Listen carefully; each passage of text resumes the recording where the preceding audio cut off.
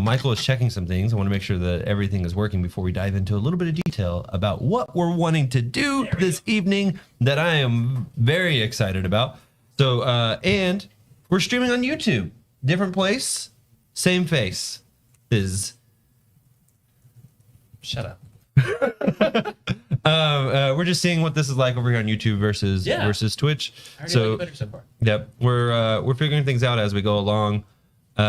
So we have been streaming D&D 5e. That is what all of us have started on, and I'm gonna say it. I'm starting to really like Pathfinder 2e.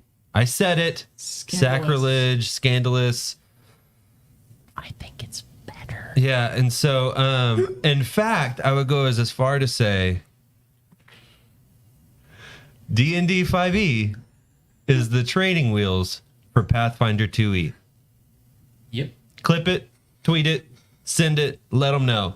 So we're super excited to dive deeper to learn about it. So we're going to do something a little bit different tonight that I'm not even entirely sure what we're going to be doing, but it will not be D&D 5e. It will be Pathfinder 2e.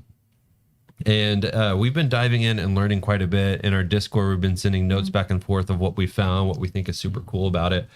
I have heavily dived into some of the character creation and just looking at a few of those things and looking at all the options. You dove in. Did you say dived? He said dived. Divided. Fine, dive. Moosin.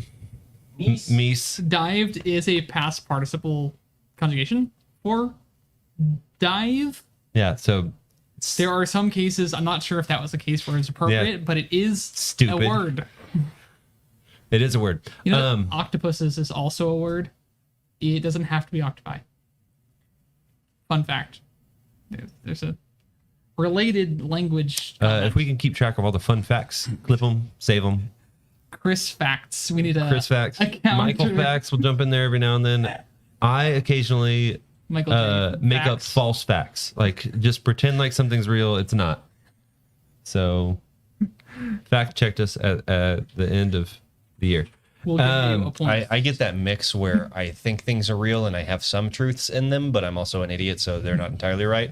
And then I convince people into believing that it's all true. And then I fact check myself and I'm like, hey, don't listen to me. I'm an idiot. Actually, and then I try to fix it. What do you mean you're fallible? You're supposed to, no one's ever supposed to think that you can do anything wrong. If you just pretend you're never wrong, nobody will ever know, right? That's the problem and why I had to start fact checking myself. So what I've specifically dove into that made me really excited about Pathfinder is looking at all of the combat options, the character builds for the combat, and I've only scratched the surface at what you can do during downtime, what's built into it during downtime, what you can, all the other skill checks that you have in conversations. So you can even pick up feats that say, oh no, I have damaged the relationship because I said something stupid. Let me say something that.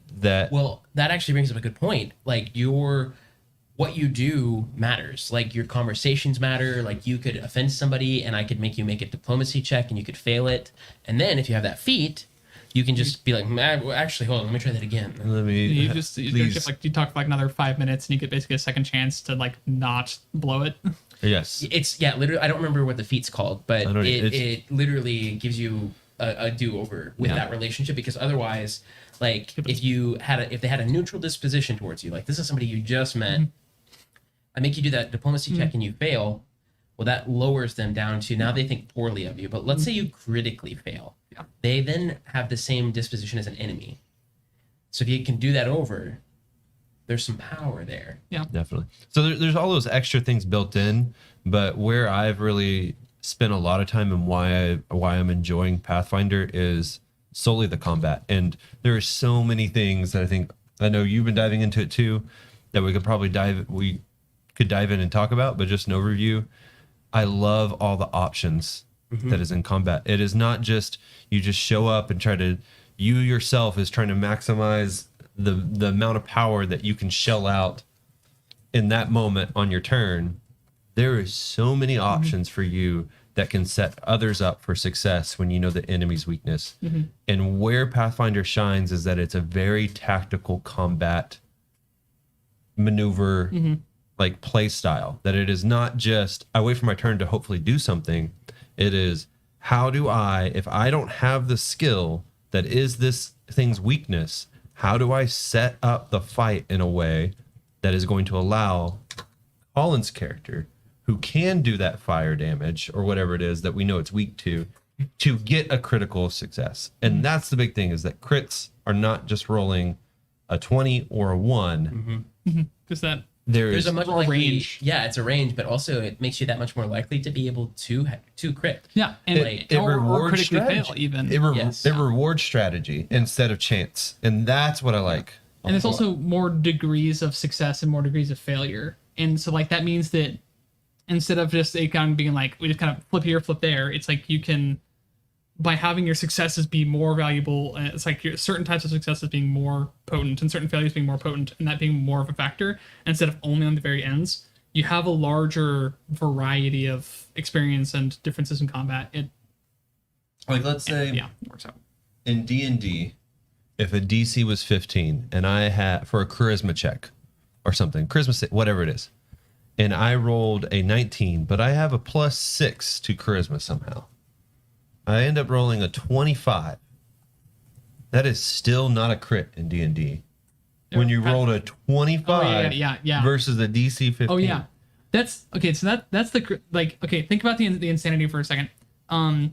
You're a rogue who is attacking someone who is asleep, like you're like assassinating someone in the sleep or whatever in Dungeons and Dragons. Okay, the only increase in your chance to critical the person while they're asleep is because you rolled 2 dice because they didn't see you. That's it.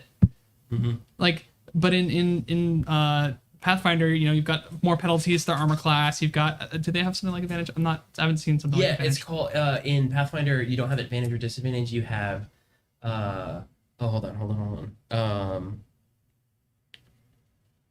We'll come back to that. Yeah, go ahead. But it's like there is something. There's a bunch of other different stacking penalties, and it's also like them not wearing armor matters. Like it's ridiculous to think that if that person was armored awake and not armored asleep, that there's no difference in chance of you critically hitting or failing. That's the stupidest thing when you like think about it in that sense. And so he's asleep and laying down with no armor. Yeah, and you got no. That means his attack is a 13 with no armor, and he's laying on the ground. He's so -2. So -2. Yeah. Is 11, and we'll discuss more in detail like that sort of stuff. Like he's now 11. Yeah. You now have modifiers in your attack because of circumstances. Right.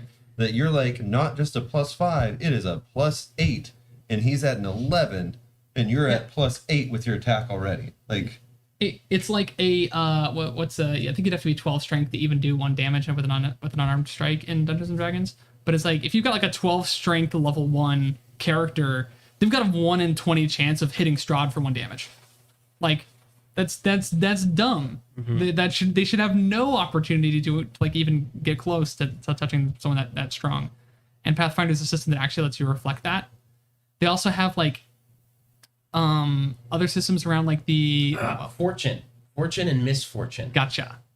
Sorry, you're good. I was thinking so hard. What is it called?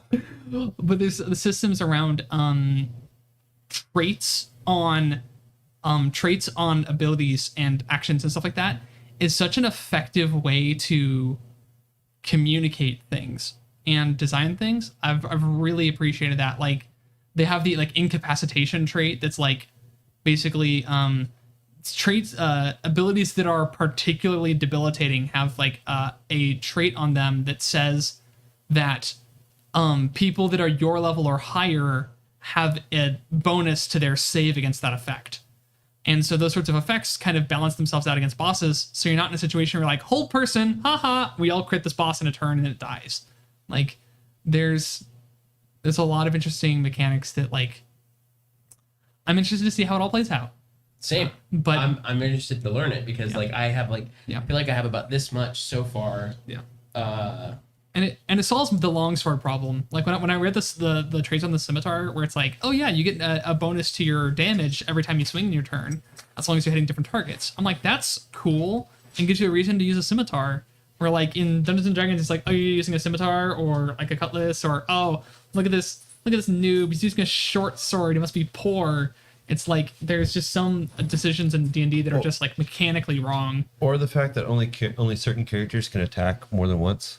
I know we're kind of going all over the place. We need someone to like bring us in, like guide us in this discussion. But there's so many cool things about it. Yeah, I think of combat that just like make more sense. Like just because a fighter might be able to swing a sword better than me doesn't mean that I can't still swing a bat twice. Yeah, like give me a penalty to the second swing, but allow me to still do that if I want that option. Oh yeah. Yeah, absolutely. And the help makes way more sense in Pathfinder. Now it's harder to do. Aid. Sorry, but I'm putting it in the terms because we're comparing it a lot to 5e. I'm putting it in the terms of 5e. Like 5e help is like, I distract the guy. You are now basically flanking the person as far as like your effectiveness goes. Here's a hilarious thing, just based on what you said. Certain classes in Pathfinder can use a kind of distraction. What is it? I think it might actually be called distraction, which gives you pocket sand. It gives you a bonus I almost made a character being based able on to dead hide. people. If you do it, you're able to escape without being seen. You can go, look, and then just run away. Literally, you can Faint. You literally can be like, oh, what is that thing over there? And they, depending on it, you have to roll for it. But then they go, huh? And when they turn back, you're gone. And the rules for taking cover is so cool. Like you kind of have some innate cover from like terrain and other things, but there's actually an action you can spend to hunker down. And basically, so long as you're not attacking, you can maintain that like increased defense without needing to like actively spend things to maintain it. It's cool. It's really cool. And we're excited to get more into it, learn more about what we're going to be playing. Let us know in the chat what questions you have, or like if you've never heard of Pathfinder, or if you have like, oh, well, why should I care about this? Let us know. Let us know your questions, because we probably have questions too. And we want to also learn, we want to kind of become subject matter experts here. So we're going to be playing this game. We're just now scratching the surface. So yeah, guys, this is session 0.0. And I made this 0.0 because I want us to have a progression leading up to our campaign. Just to be able to talk through these things, and build our characters as we go, figure out all of the nitty gritty, but also bringing you guys in because we want you to be part of this story too. That's what Table Fables is all about. We are an interactive tabletop gaming group. You guys should be a player as much as we are. So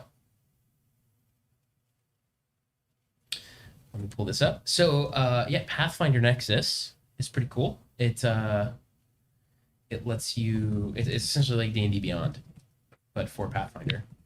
There's also Archives of Nethys, which is totally free and has all the rules. It's just not as pretty. It's pretty in its own way. It is. In that it is free. My mom tells me that too. Oh, mine didn't. So there's tons of classes and oh man, yeah. Sorry, I'll wait until we start talking about other stuff to talk about. So yeah, I think two of our players like have already kind of started making some decisions in that vein. I just don't know where to click the decisions that I'm trying to make right now. What are you? wait. Where's the? Oh, I'm using Path Builder 2E. Oh, are you trying to make your character sheet? Or at least like click around and familiarize myself with it. But I am trying to build that character. I would wait to fully do that. I mean, it'll let you see the things if you want, but we'll by the time that our campaign launches, the character builder will be live in Pathfinder Nexus. That's okay. I mean, I've built probably 10 different characters in Path Builder 2E just to see what's available if I choose certain ancestries. Then you go into like, well, here's my ancestry or my. Yeah, maybe. On the left, do you see like ancestry background class? Yeah. So that's the first key thing about Pathfinder. It's the ABC, and that's what it's all about. Oh yeah. Yeah, that makes sense. Ancestry. So that is what kind of creature are you? And it goes even deeper than just race, which this is one of the first things that I found out about Pathfinder that I super liked. Your ancestry matters so much more than your race. because when we create like in 5e, goblins, drow, orcs, those are races that all have a built-in stigma, built-in negative effects if you play them as characters. Whereas your ancestry, that's where you're from, more than like what you are, right? So like your ancestry could be that you hail from a line of mobsters, and obviously that's not super great, right? But just, and then maybe there's a whole line of clerics that are goblins. No, there's actually background. Ancestors is so he's asking something specific about a character that he's looking at. So that is the mystery you choose as that class. So your ancestry is like your race, and then below that, once you scroll in Path Builder, a second level or first level or something. So is a mystery that you select. Let me explain that to you as well. Domain. Oh, mystery. So backgrounds. Got it. This is another thing. Like your background actually kind of matters. Whereas in 5e, you kind of just can pick something. And there are a few exceptions where it does make a pretty big difference. Like Outlander or whatever when you're building your character. But for the most part, it doesn't really matter. But in Pathfinder, backgrounds actually give you ability boosts. They give you extra, like a feat and a proficiency, something like that. Depending on which ones you choose. Yeah. So like it actually affects your character, which I think is really cool. Yeah, I agree. I also we discussed this earlier. I kind of do like how the thought behind being a level 1 Pathfinder character is like, you are literally just a farmhand. It is day 1 and there was a pig that ran in. Cool. And you had to kill it, and that became your like, hey, I'm good at killing pigs. Maybe I should be an adventurer, instead of D&D where it's like, hey, level 1, you've got armor and heavy armor, and you were in wars because you were a cleric. Yeah, it's like you're a little bit more exceptional than just the average commoner, because like especially even in like D&D, like a commoner has an average of 10 stats, and you probably average of like 13. Well, hold on a second, because I do think that is in Pathfinder even at first level you're barely more different than a commoner. Like you're like a farmer that just picked up a pitchfork. Right. Like in D&D though, you do have like a little bit more of you're more exceptional at the beginning. Exactly. Yeah. You're not just a commoner, like because literally you can compare yourself with a commoner stat block and but it's like you're not like the 40th percent like commoner. You're like the 90th percent commoner. Like you guys are commoners, yes, but but standing out in like capacity and such. I'm also a little bit more ignorant in that, but you start as commoners thing is something that I agree and have thoughts about. I think that it's easy for people to take it wrong, and so I kind of like lean into digging into it. What do you mean? Like for Pathfinder? Or just TTRPGs in general? Oh. Well, because I feel like that's a trope. Like, you just came in off the farm, and like even Colin and I were talking about that earlier. Like, that's how most people play D&D. Is I just walked in off the farm. Mm-hmm. But in reality, whatever choices you made to make that character, you are not a commoner. You did not just walk off the field. You don't start with 8 hit points and because 0 armor class. Well, you can start with like 4 dexterity. It's like your armor class is like 4 or 5 higher than the average person next to you, even if you're wearing a t-shirt. Like, it's. Now, to be fair, in Pathfinder, you do start out a little higher, but it's a lot closer. Mm-hmm. It's a lot closer to just being somebody that walked in off the street. So I also think Pathfinder gives you way more spell slots. That's that's a great question, Nick. Time. So your initial stats in Pathfinder are not rolled. They are selected. Point by? Not even really sort of point. Like we'll do it live, but essentially you start out at a flat 10. Then you start with the ABCs, ancestries. So some if you choose a human, you get 2 free ability boosts. So you get the key ability boost of your class, which comes next, but just for your ancestry, you would add up. Here, actually, I'll tell you because I've got Pathfinder Nexus, not sponsored, but should be sponsored. You know. There's the. So let's say that you want to be a dwarf. As a dwarf, you start out with 10 hit points base. Your ability boosts are to Con, Wisdom, and you get a free. And then your ability flaw is Charisma. So what that means on your character sheet, you would, starting here, you would 10 plus 2 for Con. So Con, Wisdom, and whatever other one you want, you would immediately add 2 to those. So you would have 12, 12, 12. And then for Charisma, you would have -8. Or you'd do -2, so you'd have an 8 to Charisma. Next, you would move to your class. So like, let's say this dwarf is going to be a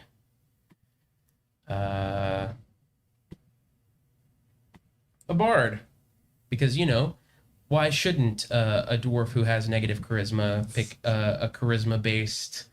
He wants to grow, and he's got a learning opportunity, and he's decided putting his life on the line is the best way to learn. Exactly. So you've got your key ability is charisma.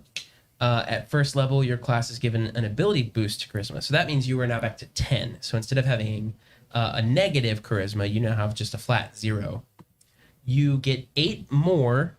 Your hit points are 8 plus your con modifier, which means that this character would start out with 20 hit points. I think because the base is your ancestry, which would be 10. I'm asking here. Let's figure it out. I can just make a person parent builder. Yeah, I was gonna say. Pulled up. Dwarf. I feel way more confident than I felt confident. Let's see. Yeah, 20. I'm right. I was gonna say, literally just selecting dwarf, it's 21. Yeah. What are you? Are you on the website? Yeah. Yeah. Yep. Okay. See So it on this one. So then, you'd have 20 hit points. So from there, that's when you get into trained and untrained things. So like perception, you're an expert in, which means you get a +2 bonus or +4 bonus to perception. For saving throws, you're trained in fortitude and reflex, which means you get a +2. And expert in will, which means you get a +4, which is... So a way to think about it is fortitude is the equivalency of like a constitution save.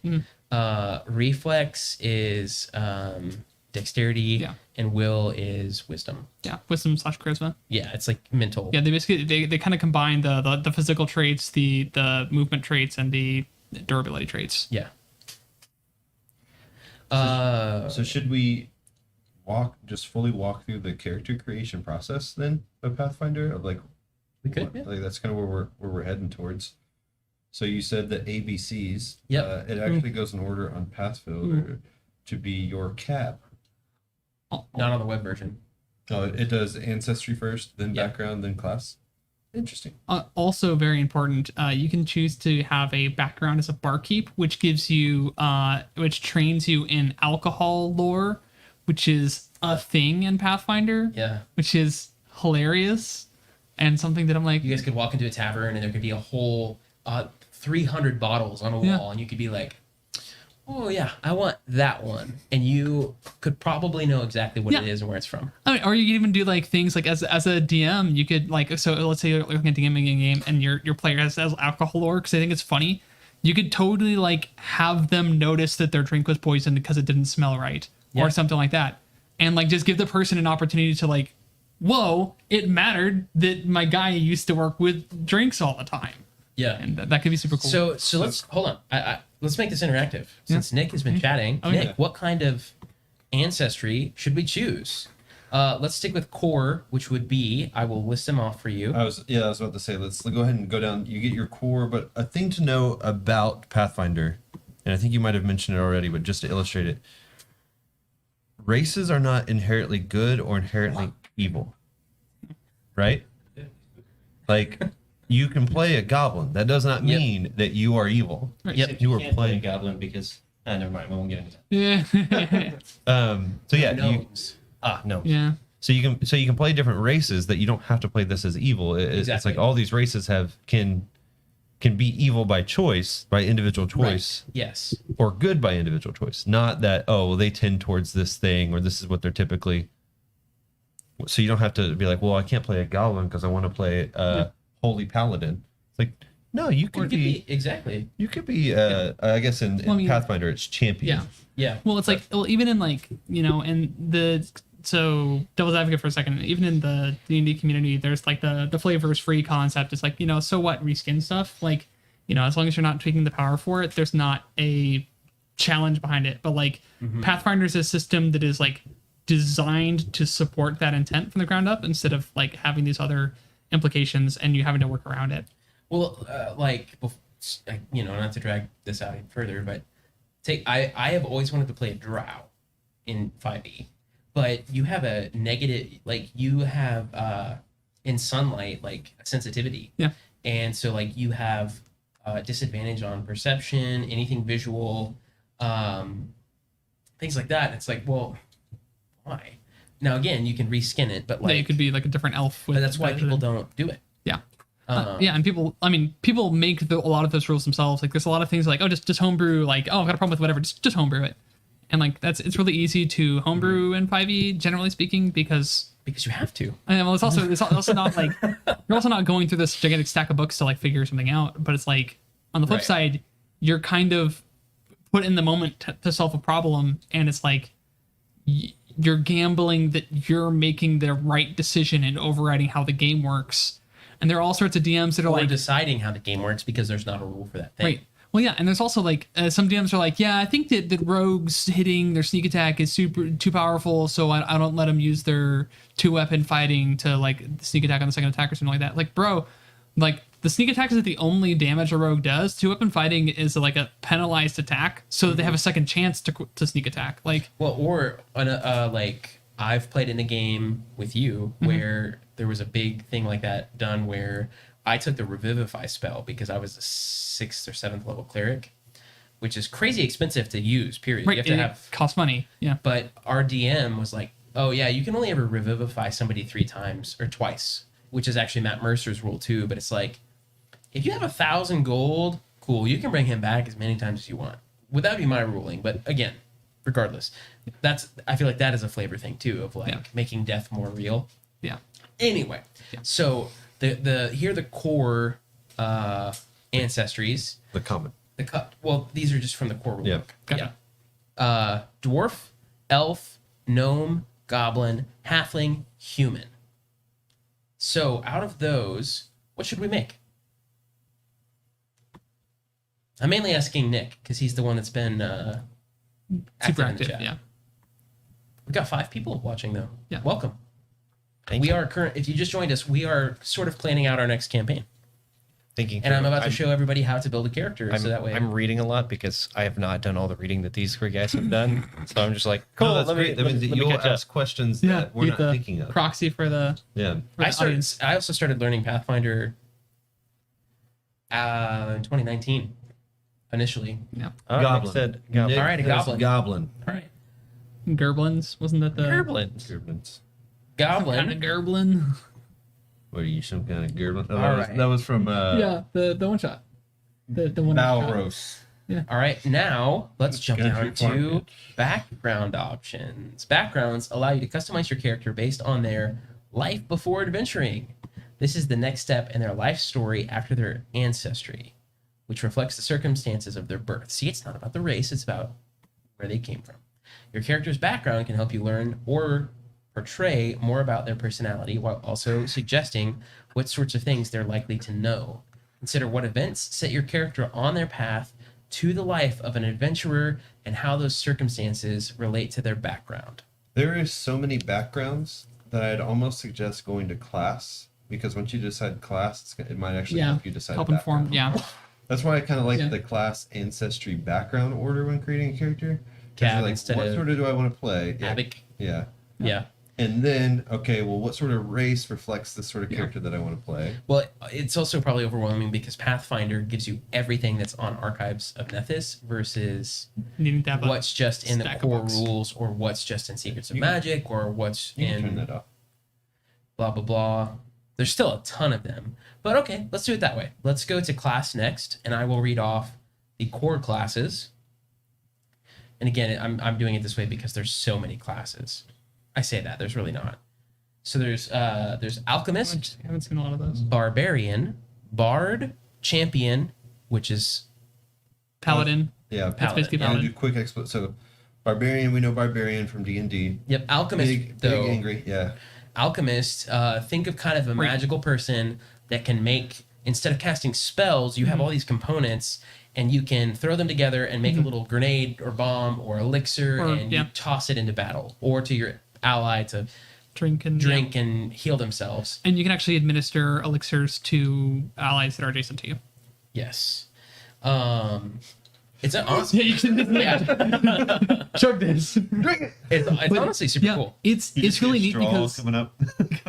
so the alchemist is super cool because I've learned the alchemist a lot. You actually you get a higher return. Like you can make more items per resource if you do it during your preparation in the morning versus in the moment in the combat of like, I want this kind of bomb, let's make it.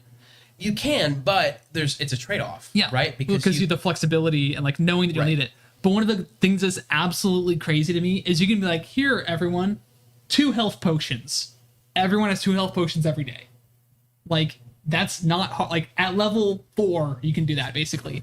but you need it because there's less opportunity to rest and regain hit points. That Well, you way. also have shields, and shields like with the damage Yeah, reduction. but there's some discussion of it as of if shields are as useful as other things you can do in combat. So you'd rather them be dead a round earlier than negate some of the damage they did 2 of those rounds, something like that. Yes, but also especially scaling the higher levels, Sure. bigger monsters. Well, I You're mean- like, without going too far down this rabbit trail, like you could have used one of your 3 actions to trip and set the next person up for Oh, yeah. like that much higher of a success of being able to crit because you have so much of a higher chance to crit. Anyway, Yeah. yes. So Alchemist, Barbarian, Rage, Bard, of course, Bard. Champion is a Paladin, so a holy warrior, or an anti-Paladin. Yeah. A And then, champion for like Evil. darkness. Yeah. Cleric is the same. Druid, fighter is fighty, punchy, Yeah. martial. But monk is actually a good Actually bit good. different. Yeah. I would say still like you get magic, but you have Yeah. key. But Like- the key is literally just reflavored focus, isn't it? It is. It's a spell. Yeah. You're using magic to do the extra things with your key points. Ranger doesn't suck. Rogue. Rangers are good, Yeah. but they're not good in most campaigns because of the way that most campaigns in 5e play out. And that's part of the rule system. Like Rangers are broken if exploration and nighttime matter. Yeah. Well, here's the thing. I think that's a rabbit trail. Yeah. Rogue, Yeah. sorcerer, and wizard.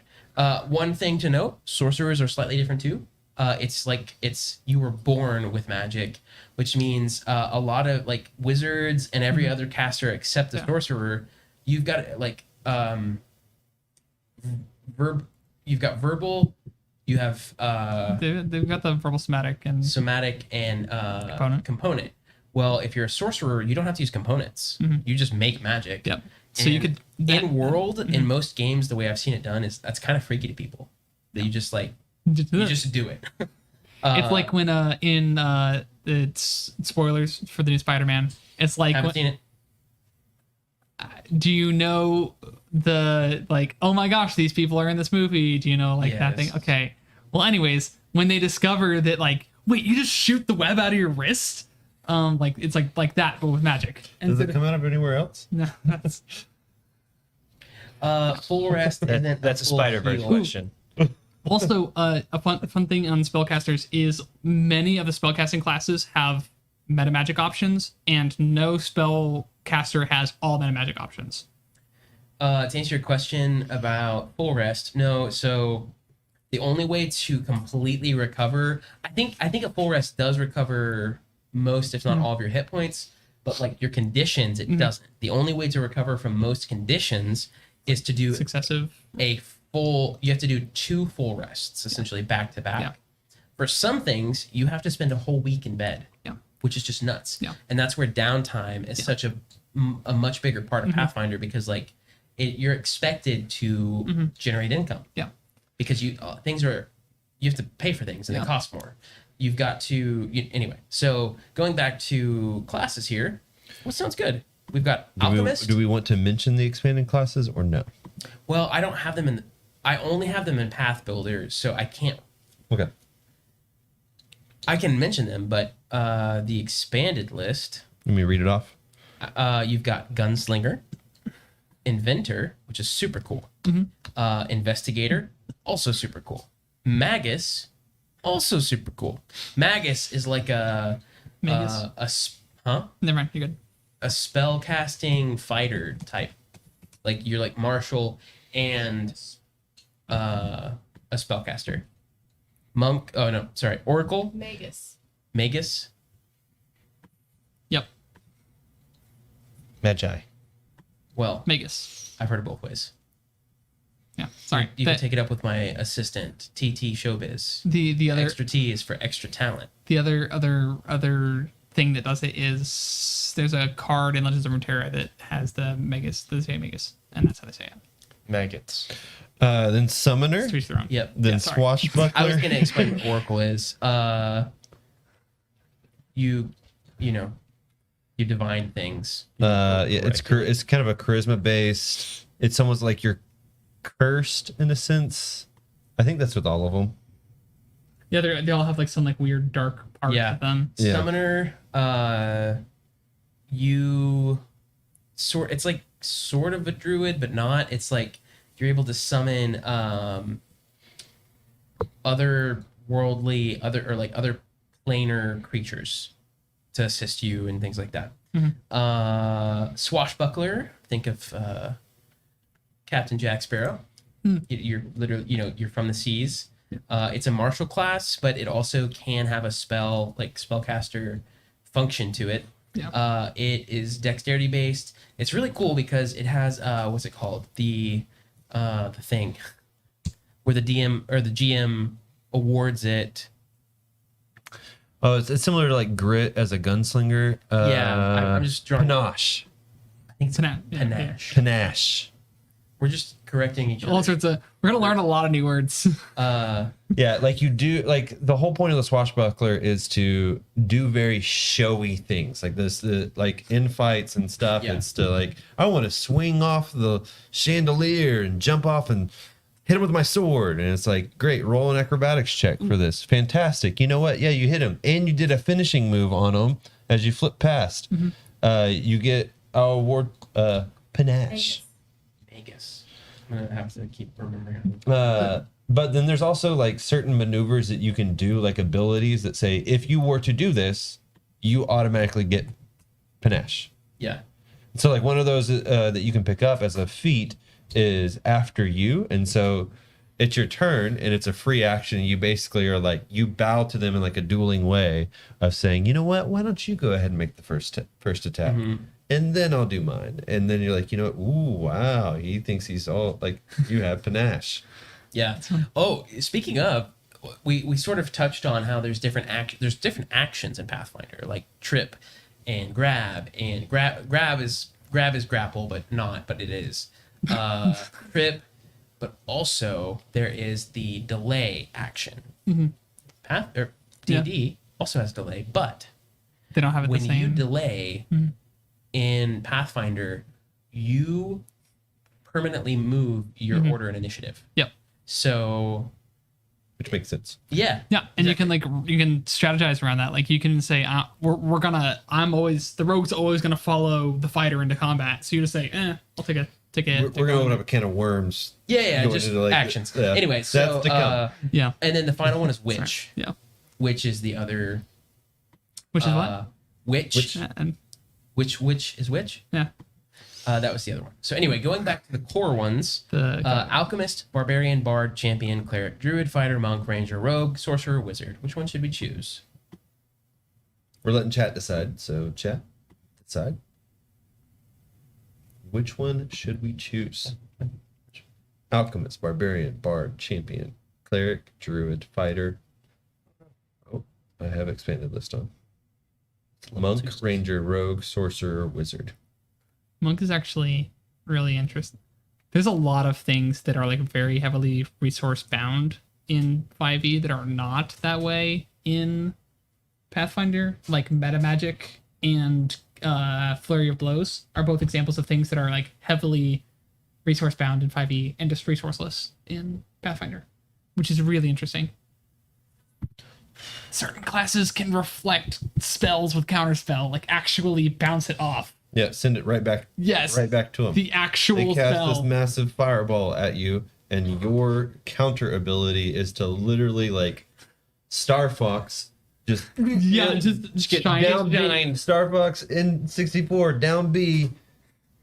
Samus's big gun just goes right back at him. Yeah. All right, cool. So Nick said Alchemist. All right, cool. Ooh. So now we're gonna look at background. I read a stupid amount of Alchemist. It's really cool. Okay, so one thing to know about Alchemist, your key ability is intelligence. Hence, like, it's alchemy. You need to learn about ingredients that go into things. A scientist. And, Inventor. Yep. Okay. So, all right, so here are the background options. There's a lot of them. And I'm just gonna go for it. Acolyte, Acrobat, Animal Whisperer, Artisan, Artist, Barkeeper. Yes? Oh, never mind. There's a fruit fly. Barrister, Bounty Hunter, Charlatan, Criminal, Detective, Emissary, Entertainer, Farmhand, Field Medic, Fortune Teller, Gambler, Gladiator, Guard, Herbalist, Hermit, Hunter, Laborer, Martial Disciple, Merchant, Miner, Noble, Nomad, Prisoner, Sailor, Scholar, Scout, Street Urchin, Tinkerer, Warrior. Notice I paused with a few of these. I'm just so distracted by the fact that there is a psych background. One of the backgrounds is false medium, where like literally the premise from Psych where he pretends he's psychic. Yep. You can just, that's a background you can be, and that's amazing. I think that's from Secrets of Magic, but or it's from one of the expansion books. Yeah. Sorry, I was looking on the You're good. Okay, so just based on that, awesome. Based on that list, it would make sense to either be like Artisan or Scholar. What was the other one that caught my eye? So a lot of these backgrounds, Herbalist. It's not just something that you select and that's kind of what you RP as. Mm-hmm. The backgrounds give you bonuses to things. So like Artisan, choose two Field Medic ability too. boosts. One must be strength or intelligence, and one is a free ability boost, but it cannot be the same. So like if one ability boost is intelligence and then you get a free one, you cannot then select in your free one as well intelligence. That to be split up. Yep. It does help though. It can help you decide where your character came from. Yep.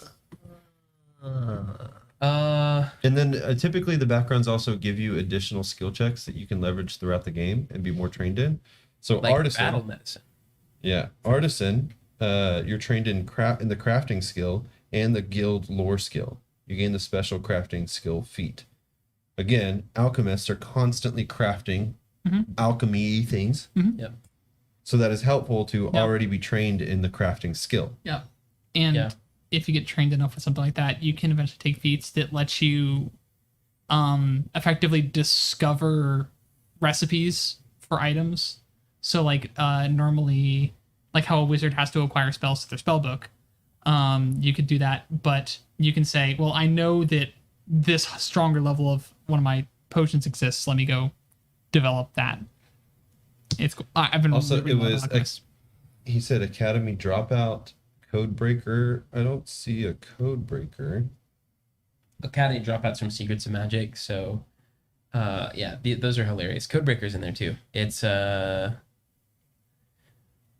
Guns and Gear. Yeah, employed by military organization to decipher code messages sent by enemy factions or work independently to crack an enigma created by a past civilization. You have heard of patterns in linguistics. Might even use new clockwork devices to aid you in your efforts. By the way, I chose Artisan for this because that makes sense. Okay. So we have the ABCs.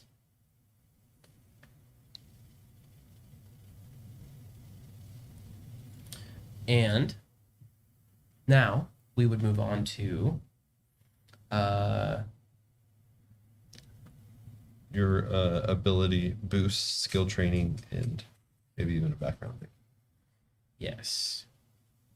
This is where you add in certain things. So, like this character is. Yeah. You've also got heritages, ancestry feats, class feats. This honestly for me is easier to do on paper because then you can like list out, okay, cool, I've got goblin, and then have those things.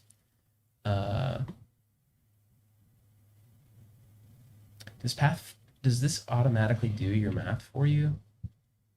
+2, +1, 0, 0, -1, +2. I guess yes.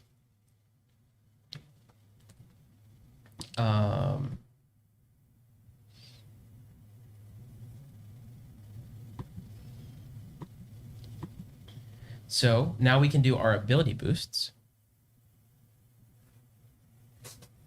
So ancestry boosts, you get, so we're goblin, right?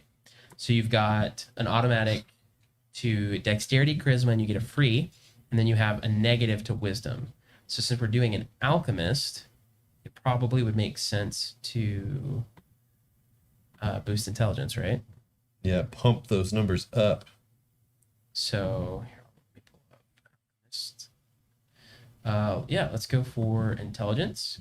Okay, based on the background of artisan, we get two free ability boosts. They can't be the same. You can't double, like you can't stack them for background. So like we did one for ancestry. So interesting. we can for backgrounds we can now do intelligence again, but they can't both be intelligence. Essentially, is what I'm trying to say. Gotcha. So I've set one of those to intelligence. What do you guys think the second one should go to? I have my own thoughts, but I'm curious. Well, I'm assuming that with alchemy, you might also be throwing these things. Yep.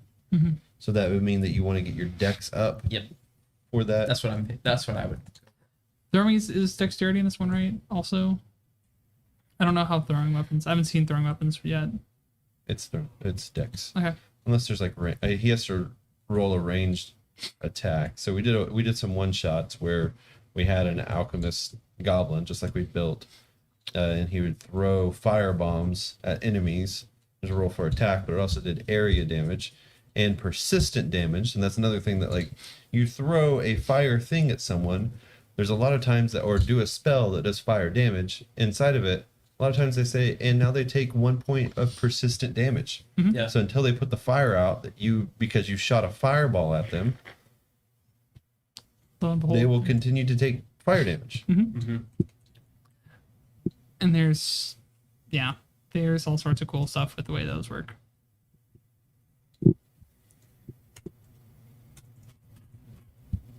Okay, so and then we get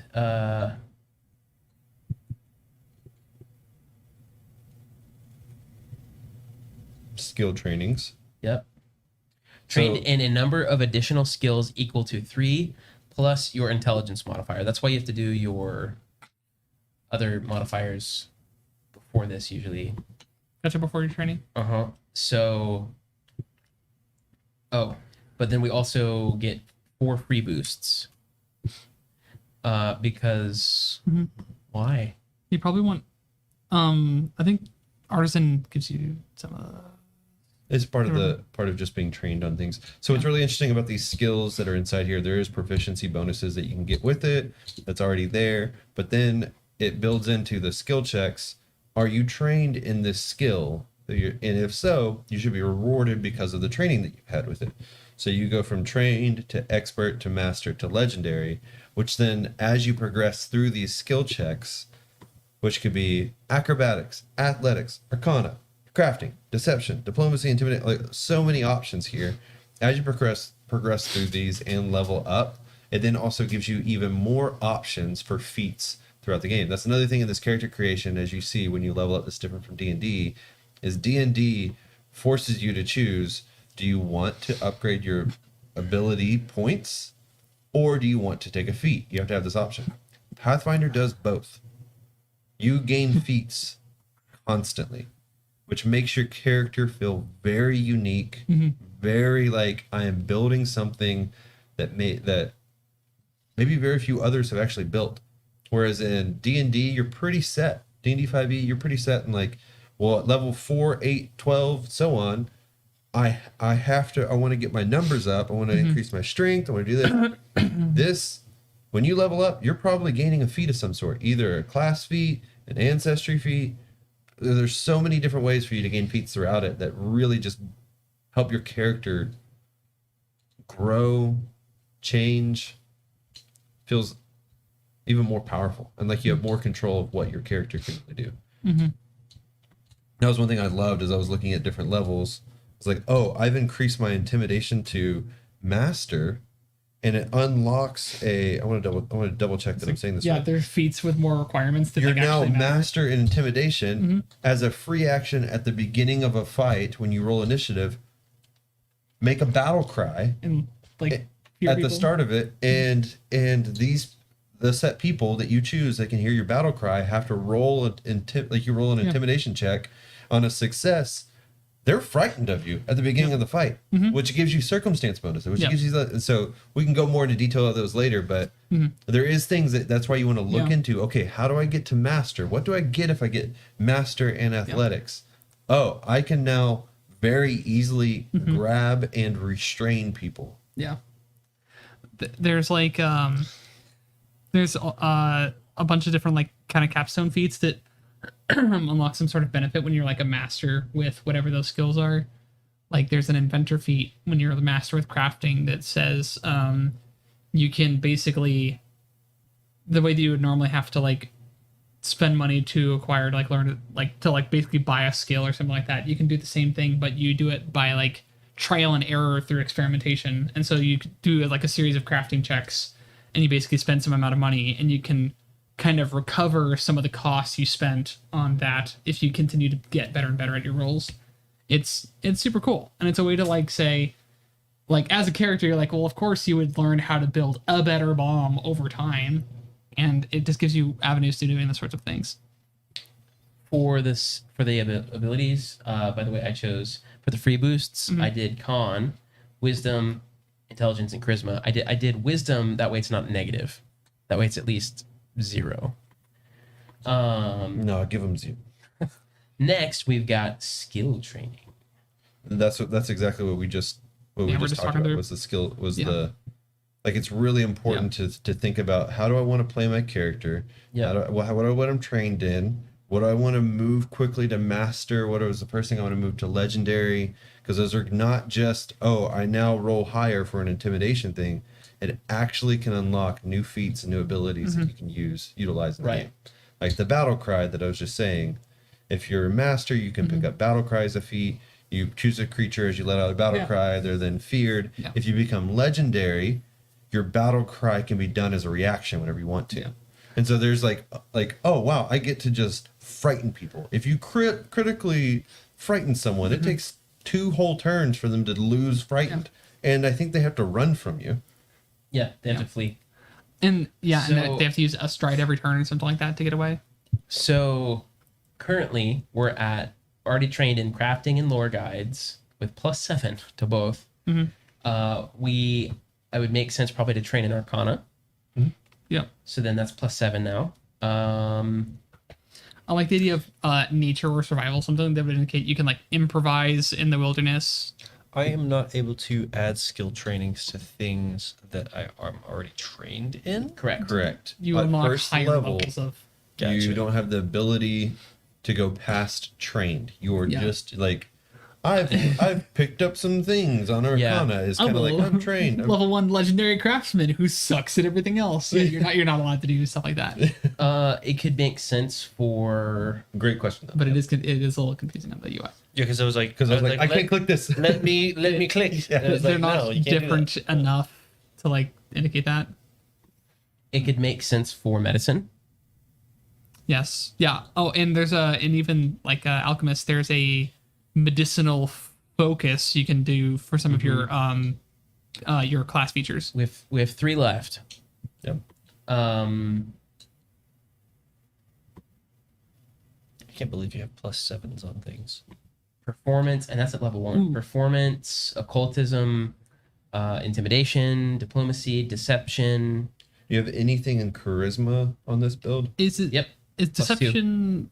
Is deception like if let's say you were trying to conceal that you were carrying something That'd be illicit? Okay. It would either be deception, Or like a- diplomacy, or society, but that's dependent on the circumstance. Yeah. Mainly, it would probably be deception. I can imagine someone who might have a poison on them, which, by the way, there's a very extensive list of poisons and what they craft and what they do, which is super cool. Like, you should look at the poisons and, like, afflictions section. It's very neat. But, like, if you were to carry there's rules for poisoning food. And, like, you can poison food with arsenic, and that has an effect. Like, it's like, there's, like, a later onset effect. It doesn't trigger for 10 minutes, so you can poison someone and effectively leave, and then they take damage over turns. So let's say you were trying to keep a vial of poison. I can imagine deception being helpful So in that sort of circumstance. it depends on what sort of alchemist you want to play, right? Yeah. Like, are you wanting to play an alchemist that is like, I've got all these volatile chemicals and I'm throwing them Like at people, zigs. or are you like, actually, I like to understand how to heal people or secretly poison them or like that sort of thing. Let's go edgy, like kind of like You can do crazy. there's also volatile- I just want to Yeah, make people like, hallucinate. there's also there's a mutagist one where the alchemist can basically make elixirs that give people's strengths and weaknesses. Like, they gain a benefit to a certain thing, but they gain weaknesses to other things. And so you can like actually kind of like give people free features temporarily where they're like better at seeking targets in combat and stuff like that. Occultism, performance, religion, society, and thievery. Those are the remaining ones that I think could be beneficial. I'd say thievery. I was thinking the same. Okay. All right, there is all of our It selections. almost An fits alchemist with that the likes to steal supplies, perhaps. Yeah, or like yeah. I missed it. Or maybe even like being experienced in thievery could mean that like maybe you've got a better understanding of how like the black market works, or the cool thing about intimidation and deception being skills is that you can actually use them in combat for certain features and certain like things like that. And that's something D&D doesn't have at all, is like, oh, I'm trained in this thing that I can use in combat. Yeah. So like Well, even proficiency with tools and things as written in D&D doesn't matter. Yeah. Not really. Like, we homebrew, except for like thieves. right, in our D&D campaign that we're about to wrap up soon, we kind of homebrewed that exact rule of like, your tools actually you can use them for an like as a bonus type thing. So heritages is what we need to select next, and as a goblin we can choose from Charhide Goblin, Iron Gut Goblin, Razor Tooth Goblin, Snow Goblin, or Unbreakable Goblin. So Charhide, you have always been around fire, and you're literally have thicker skin, so you're resistant to fire, equal to half your level. So 1, Resistance is different in Pathfinder than D&D, correct? I think so, yeah. It's like not half damage. It's like you literally don't take this amount of points of damage when there's fire or something, right? Like it negates the first so much damage, something like that. It's like the shield. Yep. You recover from fire more easily. Your your flat check to remove persistent fire damage is a flat check instead of what it normally would be. And it's also like lower or something. Yeah, it's 10 instead of 15. Gotcha. Iron Gut, you can subside on food that most folks would consider spoiled, which is just hilarious. Yeah, you just eat garbage. Yeah, exactly. Razor Tooth, your family's teeth are formidable weapons. You gain a jaw unarmed attack that deals 1d6 piercing damage. Sorry, on the Iron Gut, you gain basically a circumstance bonus against like diseases and like sicknesses and stuff like that. Yeah. So like literally you just are so gross all the time that you're like harder to kill with poison. Knock over a barrel, it's got like a rotten fish in it. You're like, oh hey, look at this. Snow. That's not a floppy fish. That's a dead one. That's a dead one. Snow Goblin, you're Razor Tooth is interesting because it has finesse, which I believe you can either use strength or dexterity with your bite. Yep. Which is funny to me. It's like, here's a strong bite, or like, Well, it's more like it's probably more about how hard you bite versus where you bite. And so it's like dexterity is like you can access a more vulnerable location, where strength you're just trying to hit somewhere harder. Anyways, Michael.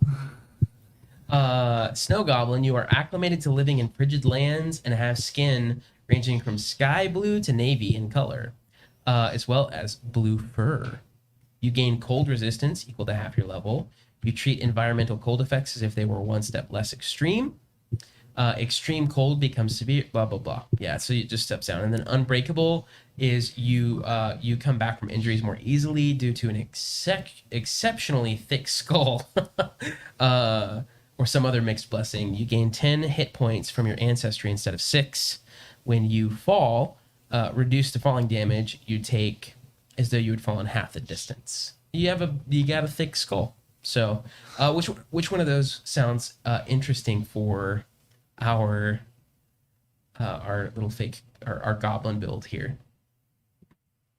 I'm liking the thought of Razor Tooth, just solely based on if this guy is like a wild card already. I love the idea of an Iron Gut goblin that just mixes the rankest potions all the time. Yeah, he's trying them all. Like, he's volatile. Yeah, he knows he's building like rocket fuel, and he's like, it's not good enough until he can kill me. no. He's just like, you gotta test the arsenic. That's how you know it's good.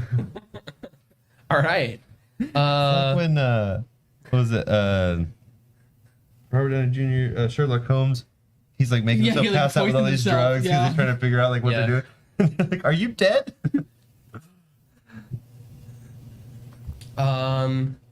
We also get to select a trained skill from our background. An ancestry feat.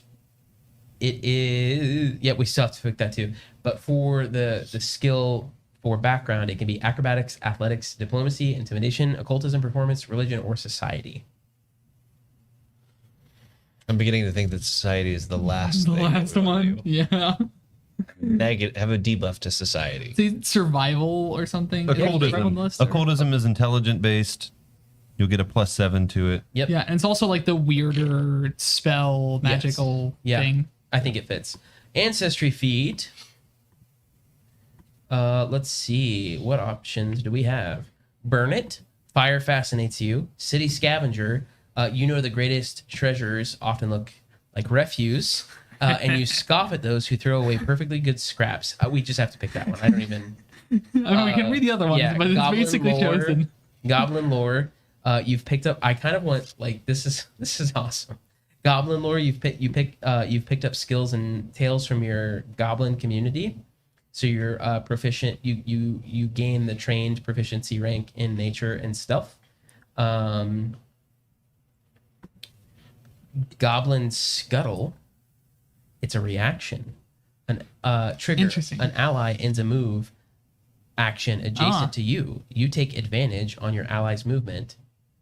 You take advantage of your ally's movement to adjust your position. And you take a step. You step. And steps don't trigger opportunity attacks. So like if you were cornered by a guy and your ally could step up next to you and you could use that to step out and avoid the opportunity attack on your way out. That's also not everyone has very few creatures have attack of opportunity in Pathfinder. I didn't know. Interesting that creatures. What? So like even like humanoid type things, like correct. Yeah, like most even characters that you build don't have attack of opportunity. Yep. It is strictly like reserved for not all martial classes, even like just some martial classes. Isn't there also a generic reaction you can do to try to like foil manipulate actions taken within 5 feet of you? I think there's you have to pick up a feat for that. Okay. It's like attack of opportunity. Other people have it, but it's basically if someone even casts a manipulate or like a bigger spell right next like to they're you, trying to like pull something out of their bag, you go smack. Yeah, it's you literally strike them as an attack. I only know that because we were talking about it. Yeah. Goblin song. You sing annoying goblin songs, distracting your foes with silly and repetitive lyrics. I actually think that one could fit this build too. You could. Goblin weapons familiarity. No. Junk tinkerer. If Colin was playing a goblin, I'd want him to have the feat goblin song. Just so that he comes up with all these different repetitive You need to goblins. make I would probably try to. And we're just like, I'm a goblin, you're a goblin, yes I am. Oh, look, a bear. I eat trash. Trash is right. just remaking Sesame Street. That was songs. like exactly. I live in a trash can. All right. I'm thinking city scavenger. Not twitchy. Oh, let me read that one too. Junk tinker. Very sneaky. Oh well, those are not from the core. Oh, okay. Yeah, Oh yes, you're right. Junk Tinker is in there, but I just didn't think it fit.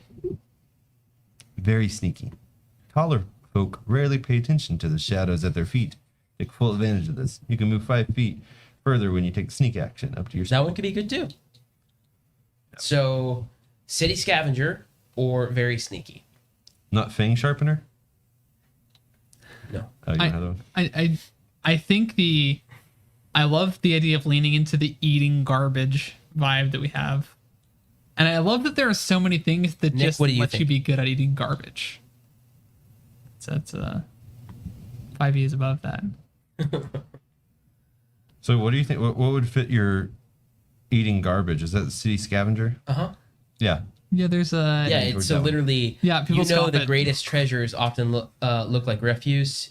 You scoff at those who throw away perfectly good scraps. You gain a +1 circumstance bonus to checks to subsist, and you can use society or survival when you subsist in a settlement. which is basically just like a downtime activity for like living, sustaining yourself, right? Special is if you have the Iron Gut Goblin Heritage, increase the bonus to +2. Yeah, they're meant to go together. Yep. So that's what, let's go with that. Yep. Okay, cool. Now we get to select a class feat, which we don't have very many to choose from. Farlobber, Quick Bomber, Subtle Delivery are probably the 3 best. Yeah. Quick Bomber is exactly what we were talking about earlier. Please tell me this guy has a blowgun. That's what subtle delivery is. Is a blowgun lets you deliver injury poisons via darts. Yeah, toxic darts, essentially, like poison darts. Yeah. So Quick Bomber is cool because it lets you... Tiny vials. Hear me out. Tiny, like small mushroom size vials of various alchemical things. And then just... My son still does that. And then just marshmallow launcher. Yeah. I feel like in a battlefield where potentially you're trying not to kill everybody in front of you, like maybe if you're in a circle or something, you might hit somebody. So I like the idea with the blowgun that if you crit fails, it's like Iron Gut. There you go. that's why he has Iron Gut. So- He inhaled the dart. Quick Bomber Coughs is the cool feathers of the because dart it out. allows you to draw and throw with one swoop. Otherwise, it is you have to draw and then throw. It takes 2 actions. Alternatively, if you have alchemical familiar, the familiar can take feats that let it do your quick alchemy. And so you can have a monkey on your back mixing bombs from your stuff, and you can just take them and throw them at people. You just reach up, the monkey's like, It's like, and you just throw whatever he hands you. You like throwing things that are like you have used- ran out, so he's just handing you stuff, and you're like, oh, So that was my gold. That's my diary. Alchemical familiar. You have used alchemy to create life, a simple creature formed from alchemical materials, reagents, and a bit of your own blood. This familiar appears to be a small creature of flesh and blood, though it might have some unusual or distinguishing aspects depending on your creation process. Like other familiars, it may assist you in your laboratory and on adventures. It uses this out, didn't he? It uses your intelligence modifier. No, he resuscitated some like garbage monkey. And... Yeah. Alchemist's alchemical Mutated savant thing is cool. in the sewage. If you're trained in the craft, All the soft spots. if you're trained in crafting, you can easily identify stuff. Yeah. And then far lobber, you've learned how to throw farther. Real good. And you can throw 30 feet instead of 20. Mangy raccoon. Just pop up. Yeah. From another D&D podcast. So, Oh yeah, I think. which one? Well, I think not also the another difference game with Quick Bomber versus Quick Alchemy is. Oh, I'll have to- Quick alchemy, I think, is the creation. Yeah. Quick Yep. bomber is the action. Yeah. Combat. But it's like. Yeah. Yep. That And quick is alchemy isn't on true. here. Yeah, and Quick Alchemy doesn't let you summon a bomb you've already made. You would need Quick Bomber to pull one out of your sack and throw it. Yes. Otherwise, it would be 2 actions instead of 1. Yes. So I'm gonna say probably quick bomber. Yeah, I feel like that's like it's hard to go that's wrong. And like they're but this- sneaky and tiny. They can poison people other ways. And I think we're already leaning somewhere that we want for this, but the next thing I think we're choosing is the research field for your, like, there's Yep. many things to research in alchemical needs.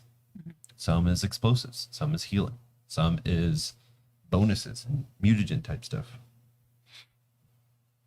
So there's bomber, then a word I can't pronounce. Oh, hold on. I'm getting there. Chirurgeon? Kurgan. I've heard about this.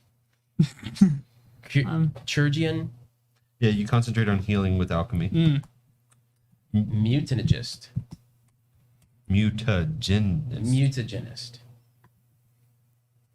mutagenist. Yep. Oh, there's too many Chirurgeon. R's in that word. Goodness. Chirurgeon. It's CHIRURGON. Yeah. Now, mutagenist does have a free action that comes with it. That's pretty cool. But I don't know. I would say either that or this is from the expanded stuff, but toxicologist. That's from the advanced player's guide. Oh, I was like, I have that one, and that's Yeah. definitely what we've built. Yeah. You specialize in toxins and venoms of all types. You start with the formulas for 2 common first level alchemical poisons. Right. Poison. Poison kills. Goose goes poison. Yes. Yes, that poison. Pull the wrong lever. In addition to your other formulas, Right, yeah. you can apply an injury poison you're holding to a weapon you're wielding as a single action rather than as a 2-action activity. So you can even apply poisons to someone else's weapon. Yep. And the poisons are consumed on the first strike, if I'm not mistaken, similar to other game systems. Yeah, so I selected that one because it makes the most sense, even though it's in the advanced player's guide, which I don't have with me. But so we have a goblin artisan alchemist who's an iron gut, city scavenger with quick bomber, who's a toxicologist. What? Let's see. Yeah. And a note about the bomber specifically, it's not just like unhinged like explosions. Like the bomber lets you actually choose something that would normally splash. You can say don't splash. You can like prevent your attack from splashing, which means that you could use a bomb danger close to an ally and not worry about harming the ally. And I'm gonna name him Krabby, which is a common goblin name. Yeah, my name's Krabby. Hey, how's it going? Not to be confused with Robbie. Krabby. Or Kroby. Roby. Crab. not crabby, not croby. It's spelled CRAWB. Crabby. Crabby. Crab? No, Crabby. Crabby. Crabby's got an AC of 15 right now. 15 hit points. And you don't even have armor on. Right, yeah. 25 feet of speed. And our total scores are +0 to strength, +2 to dex, +1 to con, +4 to intelligence, +0 to wisdom, and +2 to charisma. We are trained in perception, arcana, crafting, deception, lore, medicine, nature, occultism, stealth, survival, and thievery. So next would be starting gear. Does this dude just keep on poisoning his dagger, running around stabbing people? Like, that's the vibe. Could be. It's awesome. And blow darts. Just Yes. So, as far as equipment,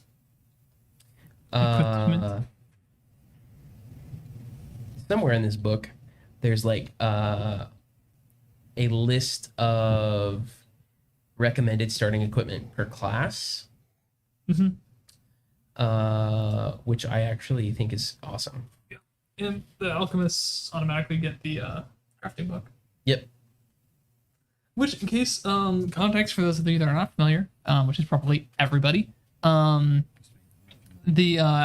there's a adventurer's equipment crafting book where it's actually a recipe for basically any sort of common consumable. So like you can make torches and alchemical fires and potions and stuff like that through the crafting book. You just have to be decent at crafting. So it's like alchemists are basically just, their whole class is just like making lots of these consumable components and making lots of them very cheaply, where everyone else could do it to prepare themselves for stuff. So if you want to be a crafty person but you don't want to be an alchemist, that's still a thing you can do. At first level, your character has 15 gold pieces to spend. And that's not affected by your background and stuff, like unlike other systems. Yep. So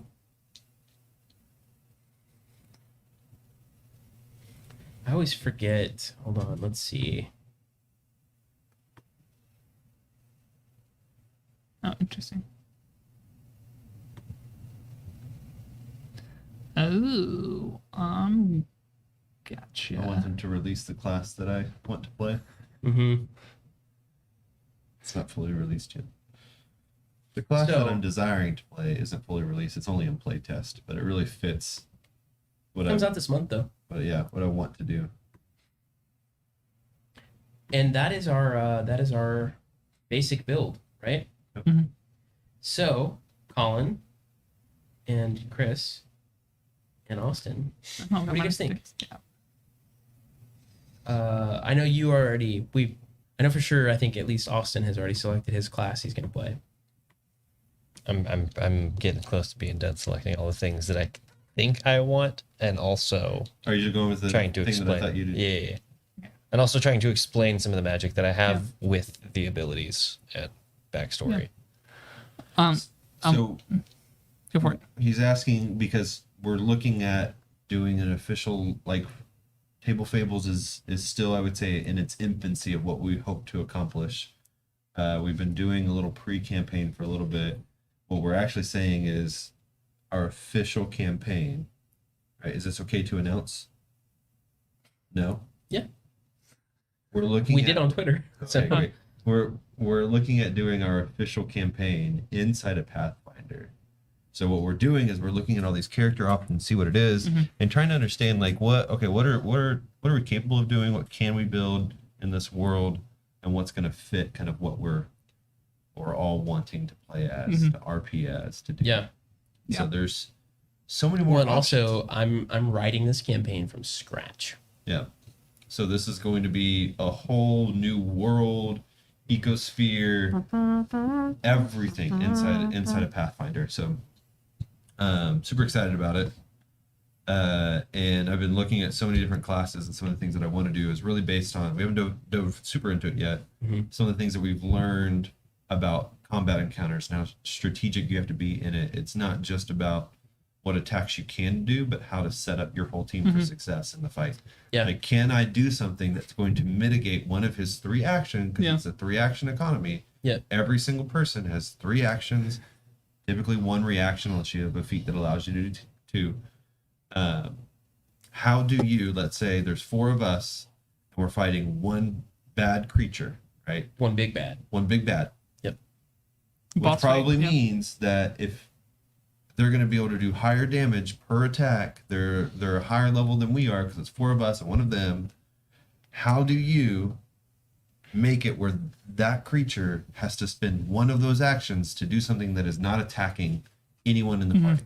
You don't want to set them up where they're like, oh, I can do 3 attacks and I'm going to do it all on this one person and take them out. It's like, no, what can you do to make him lose an attack? Yeah. What can you do to lower his penalty? What can you do to increase crit chances and so as I started learning all that, I saw like a certain type of character I wanted to play as, and I think that there's one in the play test right now. Yeah. I'm very excited about. Can I tell them what it is? Yeah. The Thaumaturge. It's really cool. It's in the new Dark Archives book that comes out this month. Dark Knives. Nice. Dark Archives. It's not fully released. They're only giving parts of it before it's full release, so it'll show even more options. But it is a character that is basically like somewhat of a hoarder of relics and magical type things, but there's an ability to make him a little bit more of a martial class, similar to the Magus. Similar to the Magus, but different. Magus is emphasis on magic. This one would probably be a little more emphasis on the combat fighting rather than the magic. Yeah. It's fun. Yeah, and so You're talking about things we're looking at, right? Classes we're looking at? Yep. Yeah. I'm looking for a thread that I started. If you guys want a little preview, what are you thinking? I was gonna say If you are thinking. Yeah, I've been looking at a couple different types of classes. And if I know anything, Chris is always thinking. I only when I can't stop it. Please stop it. Yeah, right.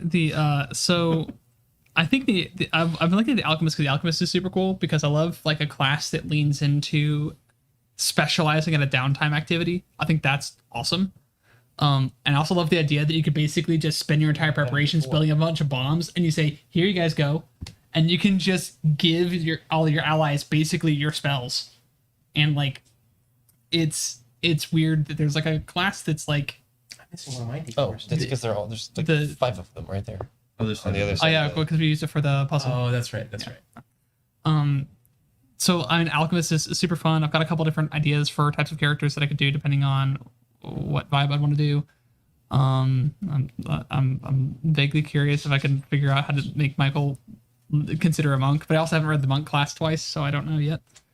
And I don't know. I love the druid in Pathfinder. I think it's so cool. If you want to be a ranger or a druid in 5e, look at the druid in Pathfinder. It is so awesome. You're like, oh hey, I've got a pet bear and I'm a T-Rex, and it Yeah. and you can just do stuff like that. You can turn into like crazy things in Pathfinder. It's really neat. And so there's some actually real awesome stuff you can do as a druid. And it really delivers on a lot of the fantasy with that goes in there. And it actually, the druid is a great example of a design difference between Pathfinder and 5e, in that like Pathfinder you don't choose a subclass. So like 5e you like choose a subclass, like congratulations, you get all the stuff from this, and anything else added to this is like a feat, and that's like sometimes and at just a handful of levels, where like each time you reach like a class feature level in Pathfinder, you can choose from any of the available feats regardless. There's no like subclass divisions for those. So you can like lean into, I am a wild shape specialist, and you can lean into, and I have a strong familiar, and you can basically forego certain nice to haves that are like in the middle to like lean into both those directions, and you can just do very different designs. It's really cool. Like what we did is just like scratching the surface of the not endless, so many different variations even to go from here. Whereas in D&D, once you've selected this, like where you're at, you're pretty set on what's going to happen throughout the rest of it, right? Like, well, yeah, you just especially level especially at level 3. Yeah. Unless you multi-class. And that's why a lot of people in D&D just start at level 3. Yeah. Because you're basically not a class until you have your subclass. But then as you progress after level 3, it is, well, here's your new ability, here's your new thing. Other than selecting some new spells, which you still do in Pathfinder, it is a set path at that point. Whereas you've found the path at that point. Yeah. Yes. Whereas Pathfinder, there is still so many other options that you can head with your class. Like even like basically inside of every like here's your class, here's your focus on that class, which we picked toxicologist. Then as you unlock your skill abilities, there's roughly 3 different areas of that class that you could then focus down. For instance, you could choose a fighter that, you know what, I want to focus on a fighter that has one hand and one hand free. Why would you do that? There's actually a ton of reasons why you would do that inside of Pathfinder. But then you start picking the abilities for the fighter that says prerequisite is that you have a hand free. And it's like, great, you learn how to parry with one hand really well. As long as one hand's free, you can choose dueling parry, and you get +2 as an action, and you get +2 AC until the start of your next turn. It's basically what a shield can do is raise shield. Yeah. Like so, and that actually brings up the point, like we kind of touched on earlier, like you might play a martial class and be like, oh, I need to use a shield, but really, like, you have so many options. Yeah. And so, like, you're not just, I don't want to say stuck. You have options. Like, there's so many different ways that you can accomplish, like, defeating your foes, and everything. I'm super excited. Yeah. I've let a few of you guys read this. So, I don't want, without giving too many spoilers away. I wouldn't read the whole thing. No, I wasn't going to. Just gonna say, what is the world you're stepping into? The world is called Agios. You guys are starting on the island of Milnus. It's a tropical island, very small. Only rum runners. No. And grog actually, staggerers. I would guess it's probably like the size of like Australia if a huge bay existed in the middle of Australia. It's a pretty big continent. So it's like if Australia was like U-shaped? Yeah. Or A-shaped. Or C-shaped. Yeah. Or, yeah. In shape? Or horseshoe. N. Yeah, N. Crescent shape? U. Anyway. A-shaped, but they have in this city resides the greatest arcane university on the planet, the city of Exos. That's where you guys will begin. That's all I'm saying for now. I thought you were gonna say the other thing, but you just have to keep watching. Yes. There's several other things that have been prefaced for this that make me really excited too. In my role testing, there was a lot of spellcasters.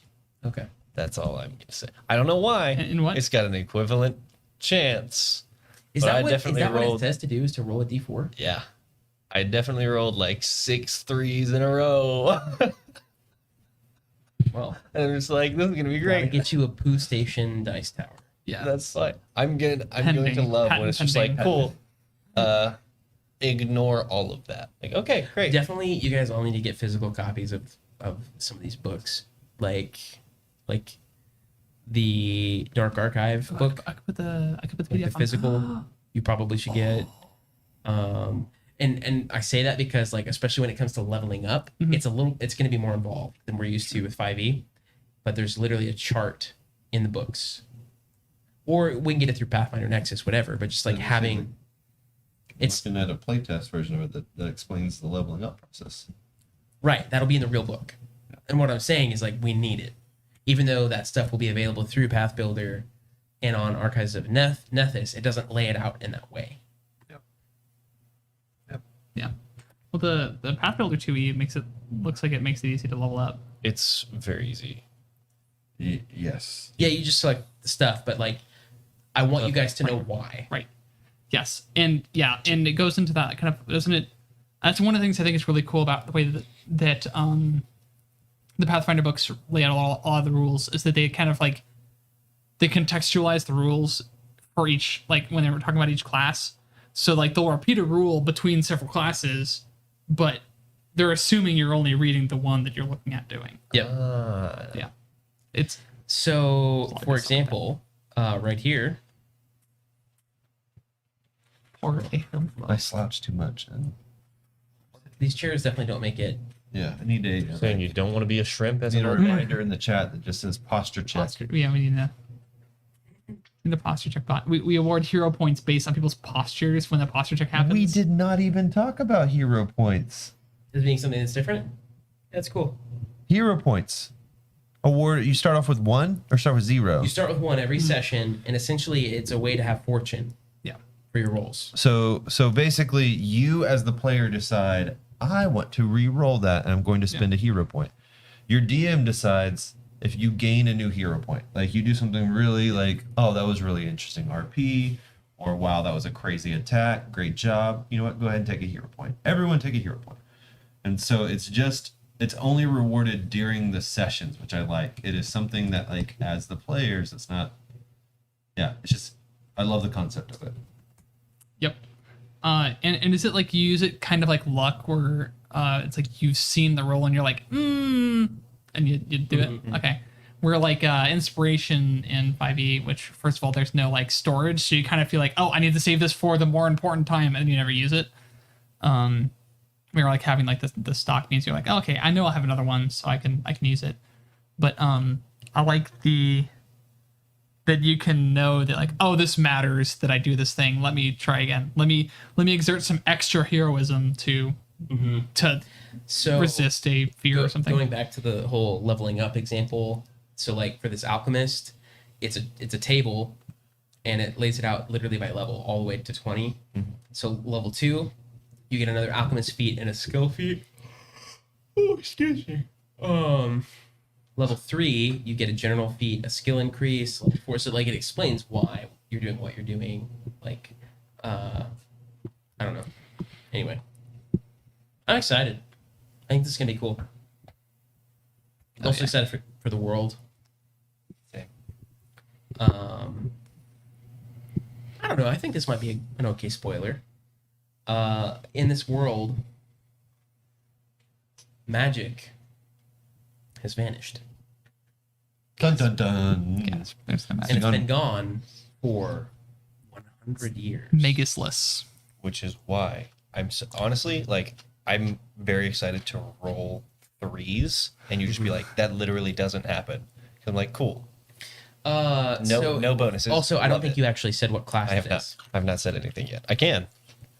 Only if you want. You can keep it a mystery. Yeah, I'll keep it a mystery. Okay. But yeah, if you're interested, just look up the class that has to roll a d4. That's all.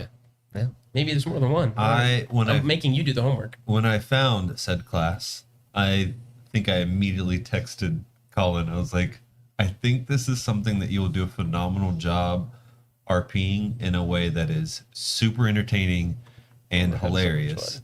I want to have so much fun. And yeah, Michael brought up a good point of like, you can't have multiple crazies. And if I know the party members, there's a good chance. Pretty sure. So Taylor's not here tonight, but I'm pretty sure he's going to play a monkey goblin, which is a thing. What do you? He's know actually what class he's the alchemist familiar. That is riding on his back. The monkey on his back. Oh my gosh, that'd be phenomenal. Oh my gosh, I love the idea of an alchemist who's like kind of like reluctant, but they have like the devil on his shoulder familiar that's like encouraging him to burn stuff. Yeah, get him. Use this. Get him. Get him. I love the idea of like RPing somebody who antagonizes you, like you're causing problems for yourself and character. That's fun. I actually don't even know how to build the monkey goblin in Pathfinder. I'm gonna have to find. This is gonna be great. It's tailed goblin. Tailed goblin. It's a ancestry feat Yes. you pick up. Tailed goblin. There it is. Yep. It's gonna be great for me to figure out something, just to plan something that my character hates, and then to do that thing every time. So yeah, that's where we're headed. Oh, and also, we're gonna be launching a whole merch line with this campaign, and I'm super. Did you drink kombucha? You know I'm allergic to it. Where what? I feel so left out. I am. I don't know what totally that's missed the from, but I context. just imagined my character doing that. No, I'm just like I'm missing the context for whatever the crap your class is. I'll tell you after. It's gonna be so great. It's gonna be phenomenal. Okay. Chris, look at Discord. Okay. Yeah. He's gonna die. I might die. We're Quickly. gonna constantly have to Oh, yeah, Die I gotta or reopen run. Discord. because my character is very like gonna be combat. Like this is how we win, and he can't. How we do it. This thing's weak to melee. He shoots a fireball at it. Or shoots an arrow, or just Yeah, like, something rain. What are you doing? I don't believe anything you say. I must do the opposite. I think it'll be Yes. great. So yeah, we're switching to That's Pathfinder interesting. from D&D. Yeah, and like I said, I rolled a lot of threes, which is like cool. Then absolutely nothing. I haven't looked into what that all means yet. Okay, But- we'll go over it afterward. Yeah. I'm just saving this because Yeah. I want it to be more fun when we Right. actually do start. Yeah. For the audience to be like, oh, that's what's happening. It kills me to not share my character ideas because I want them to like be a thing that people learn and see. Because like, yeah, I love to share stuff and I hate keeping it. And we shared my. So you don't have to. I So was not wanting to. I'm just kidding. I said you didn't have to. Whatever. the moment I pick any class to stick to, I'll be like, here's all of the other things I was thinking about because there's Yeah. yeah, I've obviously, if it has been evident enough, I've been like looking up the alchemist class to learn a lot about it because I just think it's mechanically interesting and I like reading interesting mechanics, but I'm not totally sold. That's what sold me on the thaumaturge. There's actually so many options that you can do with it, and Yeah.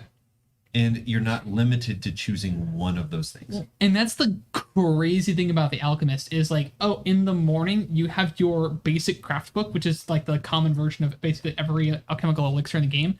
You can make any of it any morning. You're like, hey, we're gonna be underwater. Let's get this crap that helps us underwater, and you can just do it. Craft it. It's so cool. So What'd you craft? It's a bucket. How's a bucket gonna help? Well, you turn it upside down and you take it underwater. that would be what my like how I'm going to be playing my character. It's Pirates of the Caribbean. Where he's legitimately like making these helpful things, and my character is like, oh yeah, you can use it, and it's the bucket with the upside down. Like, And I and you're watch you like, go. no, I have the physical. Well, how are you like, supposed to this drink this, it Take gives it- you gills. Take like, it one step further. Well, how are you supposed to see through this? Oh, I'll just cut holes in it. I just imagine he watches him go underwater and he sees the bubbles straining out of it, and he's like, he's so going to die. Well, and he just goes. my character's also charisma based, so there's a good chance I convinced the monkey goblin to do it with me. Like there's like I'm really good at selling my stuff. Yours is clearly the thing that I works. can share the Mine bucket. is not, and the rest of the party's like, I'm taking the bucket, man. I don't trust drinking this or this creepy devil on your shoulder. Oh, this is gonna I'm be so excited. If we die on like session 2, I don't even care. I don't even care. Success. Or succeeded. Um, Worth it. Other heroes also somewhere else in the continent. Oh goodness. So one thing that I learned through diving way into the combat, if we want to head this direction, little bit of like in combat it's a 3-action economy. So you have three things that you can do. Move takes an action. You can attacks will take an action. You can do multiple attacks, but the first attack you get your bonuses or whatever. Then the next attack is a -5 to that attack. So let's say you have a +10 on your first attack, you then only have a +5 to do your second attack. And if you want to use your third attack, it's a -10 to be able to hit. Yep. So you progressively, as you attack more, lose that. Now there is certain classes that you can lower those attack penalties. That's called the map, by the way. Multiple attack penalty. Yes, your map. Multiple attack penalties. I was wondering what the also, like, map had to do with attacks a minute ago. It's also especially like rogues still have things where it's like I strike twice with the attack penalty of the first attack for both attacks. Yep. And so you can go like stab and like move. Yep. Instead of worrying about. But it takes, but some of those abilities take. So some abilities and some spells take 2 actions, and so there's actually a lot of spells that take 2 actions. So you're like, I'm casting Fireball, and then you're like, well, what do I do with my third action? Well, the only thing I know to do from D&D was I'm gonna move. Yeah. And moving is actually very key in this. If you're standing still the whole fight, If you remember, we said very few creatures have attack of opportunity. yeah. And they need to be able to see you to do attacks. If you then what is called in the video game world of kiting an enemy around things, like I'm gonna huzzah, and then I'm going to move back around this wall because I know it has to see me to hit. Therefore, it has to move and waste one of its actions. Because anytime that you can get the enemy to waste an action, it is ideal for your players. Like make them have to move to do this. But there's other things that you can do. So like when you just have a shield, it doesn't just automatically raise your AC. You have to spend an action to raise your shield so that you can block it, and then that raises your AC. And then beyond that, if they attack your shield, it has a hardness and it mitigates that damage. If it were to hit you, it hits the shield for 5 points, and then it hits you for damage. So raising a shield is an action. You can do a parry as that. There's so many other things. But there's also things that you can do that are just insane to me and amazing role-playing opportunities. So you can... I'm reading about the thing. I haven't actually read that, and now I am. Oh, yeah. The, Why have to specifically read? the mystery. Oh, yeah. And I'm reading. Well, that's what makes it so, like, that's why I'm so excited. This is going to be great. Because it can just continue. it can just happen. Like, you could just look at me and, like, nod. And I'll be like, all right, I'll roll another one. I'll see what happens. I don't care. So another thing that you can do is if you have a free hand, you have a lot of other options that that can give you an opportunity to make the enemy have a -2 to things or penalties to stuff. So if you have a free hand, you can grab. Sorry, what? What? Nothing happened at all. Wait, did I? Josh Wren is here. That's true. Josh? If you have a free hand, you can grab with an athletics check. If you succeed, they are grabbed and have a flat-footed penalty for everyone. So everyone, when they attack, it has -2 to AC when you grab them. Yeah. If you critically succeed a grab, they are restrained and they cannot do anything unless they try break to free. escape. Yeah. Except for try to escape. So if you critically succeed, if you're super strong and you manage to get up to that only dexterous character that has no strength, and you're like, hey, I already have +15 now because I'm a master in athletics, you have a very high chance of just restraining them, and they literally cannot do anything except for spend 2 actions or an action to try to escape your already +15 grab on them. Then, by your next turn, you already have them grabbed. You just say, I continue to restrain them. But wait, an action. there's more. Yeah. So now they're restrained, they have -2, and you're just pummeling them. You can then pick up a feat to say, I want to spend an action to see if I just incapacitate them. Which you just hit them with the butt of your thing, and if it succeeds, they're knocked out for the rest of the fight. There's a lot more versatility. Like, you can do more. Yeah. So that's just one option. You can spend an action to trip. So literally, like, I'm going to do athletics checks, and I'm going to sweep their leg with an action for my third action. This is where Chris, before we started streaming, we were talking about how Talking D20 has a video that's like why I quit Pathfinder, and it's all about how players have the illusion of choice. Like, there's so much more that goes into combat. It's tactical. Like, like he might not be completely wrong when it comes to like, you know, to have the best chance to crit.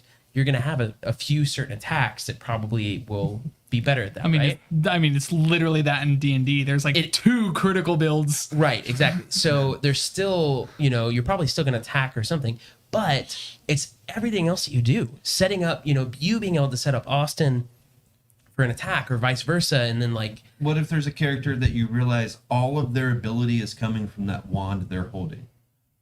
You can spin an action to disarm. Yeah. Like literally, like say a whip. Yeah. Let me grab this and knock it out of their hand, and then it's out of their hand. If you critically succeed, it comes flying out of their hand. If it's just a success, they're like -1 clumsy until they spin an action to regrip whatever the weapon is. So it's like they're doing this for a whole round, and then they have to regrip it.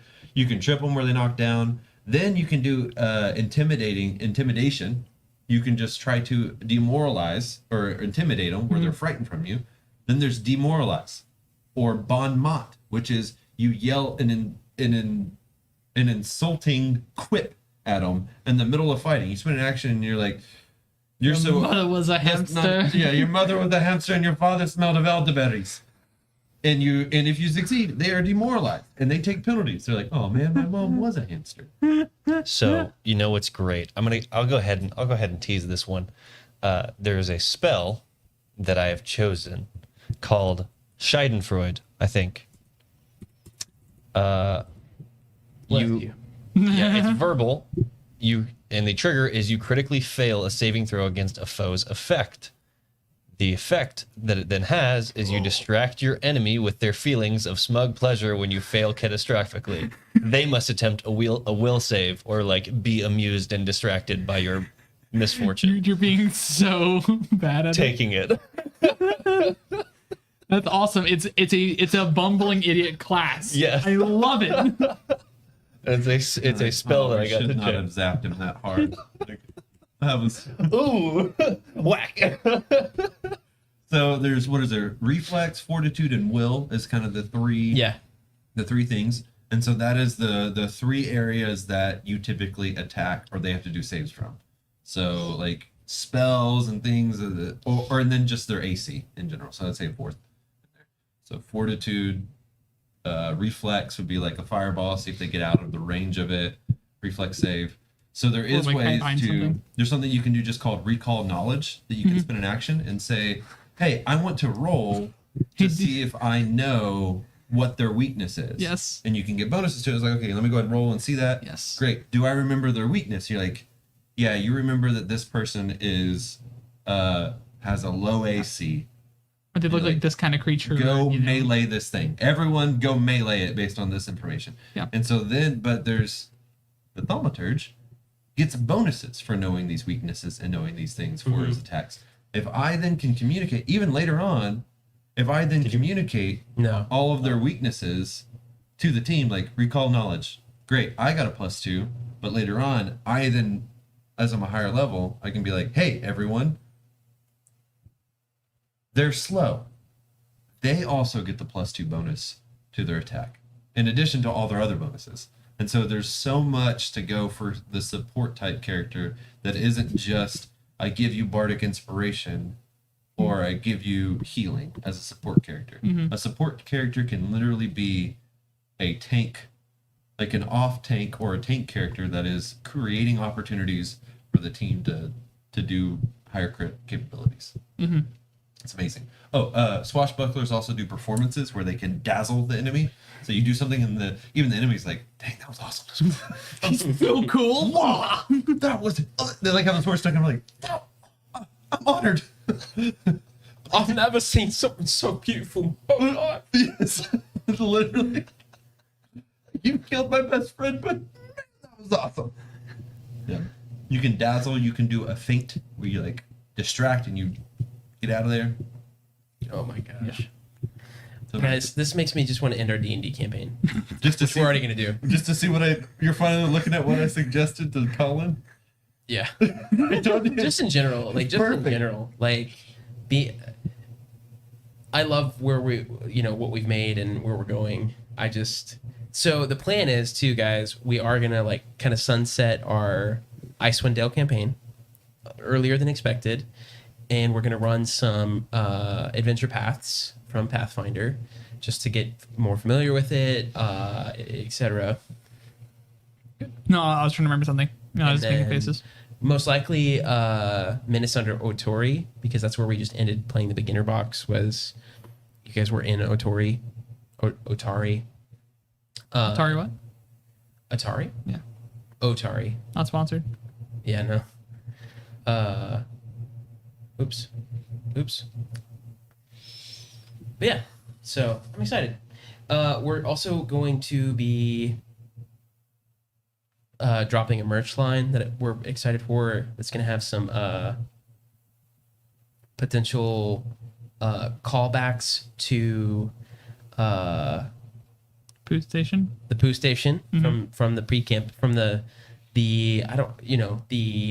first campaign before the campaign. Our test campaign. Well, the Poo Station, that was before we all got blown up by that sun orb thing. Yes, that was inside the outhouse at the Black Cabin. Who killed everyone? Curiosity. No, yeah. Cat too. Curiosity killed the something. The Goliath. Yeah, I'm excited too, Nick. I think it's going to be super fun. And I honestly have like a crazy lofty ambition of like, I would love for us to be able to, because we have I would say we have a higher production value even now than a lot of other role-playing shows. And especially once we get our new studio, I think there's going to be a